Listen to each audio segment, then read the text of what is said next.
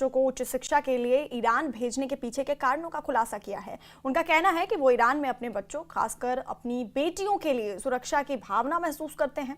साथ ही बच्चों की शिक्षा के लिए ईरान में भारी कर छूट भी मिलती है। अपने बच्चे की बात कहूं कि वहाँ एक उन्होंने पर्टिकुलर स्पेशल पैकेज रखा है। पैकेज इन द सेंस बच्चा जितना परफॉर्मेंस अच्छा करेगा उतना उसको वहाँ से स्कॉलरशिप मिलेगी, उसी वजह से। और दूसरा हमको लगता है कि अदर्स कंट्री की निस्बत की ईरान में बच्चियाँ सेफ है, इसलिए हम प्रेफर करते हैं कि अपने बच्चों को ईरान भेज दें।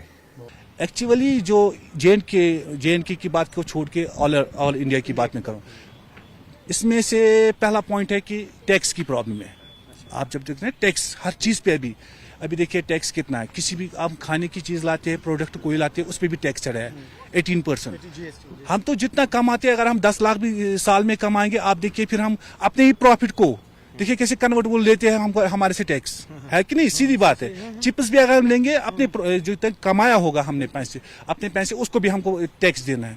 इस वक्त बच्चे इस वक्त प्रेफर करते हैं ऑल ओवर वर्ल्ड के लिए, जैसे यूरोप में कनाडा है, ऑस्ट्रेलिया है, रशिया है, कजाकिस्तान है, आर्मेनिया है, तुर्कमेनिस्तान है, अजरबैजान है, इतनी ऑल ओवर कंट्रीज है बहुत सारे। इसलिए लोग